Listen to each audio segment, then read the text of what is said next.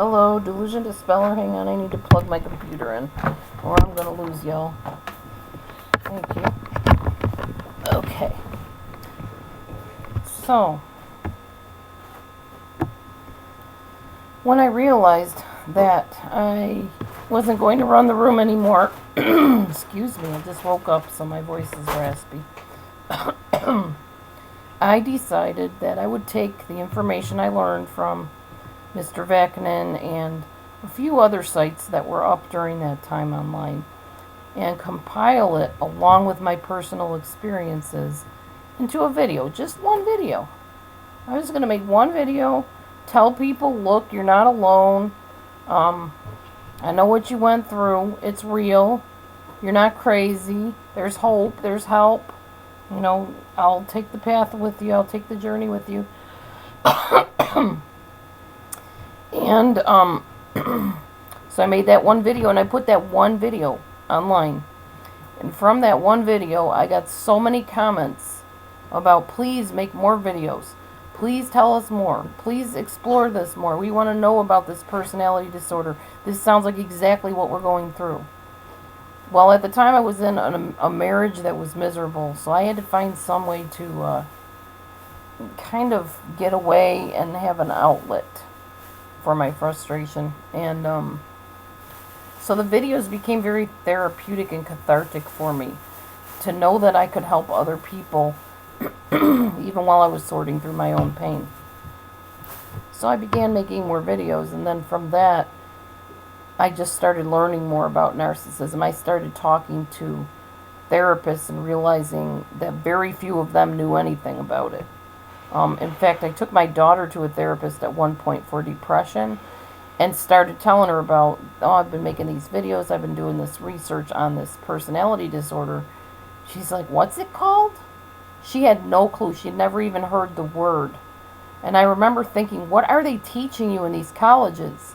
Are they not teaching you about personality disorders? I mean, surely you have clients that come through here that are not the typical everyday normal clients. She had no clue. So I had to sit there and educate my daughter's therapist on narcissistic personality disorder. And I thought, well, if I educate her, then that means I can learn this stuff. And eventually I can go make a career out of it somehow. And I really kind of put it on the back burner. I didn't think anything more about it. And then one of my clients along the way, well, at the time I didn't consider them clients, one of my callers along the way, when I began posting my number for people to call, had mentioned, you know, you should be charging for this. You should make a career out of this. And I'll even help you by sending you money. I'll start supporting you, and I'll give you tips on, you know, how to do the videos and stuff. So she did. For a whole year, this wonderful person gave me money and supported me. And we stayed in touch for almost 2 years, I think. And that's how DelusionDispeller, the channel, came to be. The name itself, DelusionDispeller, was, I was going to say disillusion dispeller, because that is how you feel after you come out of one of these relationships with narcissists, is disillusioned. But it was too long to fit on as a name, and I thought, you know, if I'm going to make this into like a link, that would be a long, long link for people to type. So I thought, well, what is another word to explain, you know, this type of situation? And I said, well, the people that get into relationships with a narcissist are delusioned. In other words, you see the narcissist as this wonderful person because they paint themselves that way at first. But it's a delusion. It's an illusion, and you're delusioned. So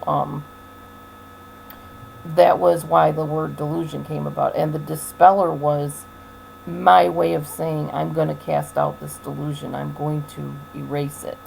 I'm going to dispel it, make it go away for you, and open your eyes and enlighten you.